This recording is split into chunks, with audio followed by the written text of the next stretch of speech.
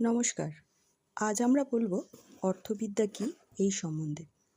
অর্থবিদ্যা বলতে বোঝায় মূলত মানুষের যে উৎপাদন, ভোগ, বন্টন এগুলো কিভাবে হয়, অর্থাৎ কিভাবে কোনো জিনিস একটা উৎপাদন হলো এবং তারপরে সেটা কিভাবে মানুষ ভোগ করলো, তারপরে সর্বোপরি সেটা কিভাবে বাজারে বণ্টিত হলো এবং তাই বন্টনের মাধ্যমে বিনিময় সৃষ্টি হলো এবং ভোক্তারা তার মাধ্যমে ভোগ করলো।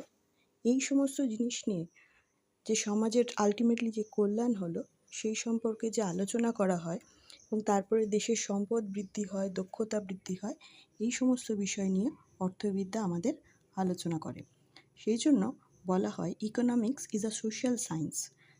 অর্থবিদ্যা মূলত একটি সমাজবিজ্ঞান। তো অর্থবিজ্ঞান যদি সমাজবিজ্ঞান হয় তাহলে আমরা সামাজিক মানুষরা এর থেকে উপকৃত হই। এরপরে দেখা যায় যে অর্থবিদ্যা কিভাবে আমাদের তৈরি হলো, অর্থবিদ্যা কথাটি এলো কিভাবে। তো সেই প্রসঙ্গে অর্থবিদ্যার উৎপত্তি নিয়ে আমরা আলোচনা করব। অর্থবিদ্যার মূলত উৎপত্তি হলো কিভাবে। দেখা যায় যে ইকোনমিক্স কথাটি একটি গ্রিক শব্দ ঐকোনমিয়া, এটি ঐকোনমিয়া শব্দ থেকে এসেছে এবং সর্বপ্রথম দার্শনিক অ্যারিস্টটল এই ইকোনমিক্স কথাটির ধারণা দেন অর্থশাস্ত্রের। এবং এই অর্থনীতি মূলত উৎপত্তি দেখা যায় যে আমাদের পরিবারে আমরা যেভাবে সব কিছু ম্যানেজ করি, কিভাবে কত টাকা আমাদের আয় হবে, সেই টাকা কিভাবে পরিবারে খরচা হবে, সেরকম পরিবারের মতো ইকোনমিক্সের ধারণাটাও ঠিক সেইভাবে এসেছে। ওই জন্য এই ঐকোনমিয়া কথাটির যে অর্থ সেটাই হলো পরিবারের ব্যবস্থাপনা। এরপরে গ্রিক দার্শনিক জেনোফেন এই কথাটি ঐকোনমাস নামে আবার ব্যবহার করেছিলেন এবং প্রাচীন ভারতে কৌটিল্যের অর্থশাস্ত্রের মধ্যে আমরা আবার এই জিনিসটির উল্লেখ পাই। এরপরে আসছি অর্থবিদ্যার বিবর্তন সম্পর্কে। আমরা জানি সওদাগরি অর্থনীতি মানে সেই পুঁজিবাদ যখন থেকে শুরু হলো তখন থেকে দেখা যায় যে এই বাজার ব্যবস্থা মানে উৎপাদিত দ্রব্য বাজারে আসবে এবং সমাজে কিভাবে সেই সম্পদ সৃষ্টি হবে এবং সেই সম্পদের মাধ্যমে অর্থর যে আদান প্রদান হবে এবং তাতে একটি বণিক শ্রেণীর উদ্ভব হলো এবং তারপরে বাণিজ্যবাদী অর্থব্যবস্থা, মিশ্র অর্থব্যবস্থা এই সমস্ত সৃষ্টি হলো।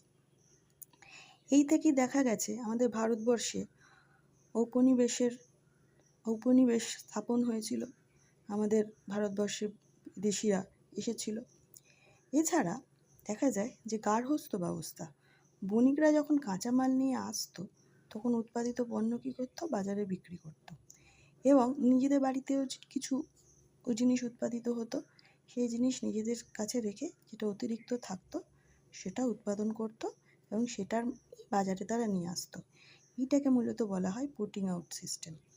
এরপরে এই সব কারিগররা একত্রিত হয়ে একটা বড় জায়গায় যখন উৎপাদন শুরু হলো তখন সেটা কি হলো, কারখানা নামে পরিচিত হলো এবং অষ্টাদশ শতাব্দীর মাঝামাঝি আমরা জানি ইংল্যান্ডে শিল্প বিপ্লব ঘটেছিল এবং এর থেকেই সেই পুঁজিবাদী অর্থব্যবস্থা বা বাজার অর্থনীতির সৃষ্টি হলো ইউরোপের দেশগুলোতে। তো এই ছিল মূলত অর্থনীতি এবং অর্থবিদ্যার যে বিবর্তন, ইকোনমিক্স কথাটি কোথা থেকে এসেছে তার সম্বন্ধে ছোট একটি আলোচনা। মূলত প্রশ্ন উত্তরের সাপেক্ষে যদি দেখো তাহলে এই ইউনিট 1 থেকে শুধু 4 নম্বরের প্রশ্ন তোমাদের আসবে, কিন্তু এই যে ছোট ছোট টপিকগুলো আমরা প্রথমে একটু আগে জেনে নিই তাহলে আমরা এই যে বিষয়টি পড়তে আগ্রহ পাবো না। তাই জন্য আমি এখন ছোট ছোট করে কিছু টপিক আলোচনা করব, প্রশ্ন উত্তরের জন্য নয়, শুধুমাত্র জিনিসগুলো জানার জন্য আমাদের এইগুলো একটু জেনে নিতে হবে। আশা করি ভিডিওটা তোমরা দেখবে এবং ভালো লাগবে এবং এর পরের ভিডিও খুব তাড়াতাড়ি আমি দেবো, সুতরাং তোমরা ফলো করতে থাকো।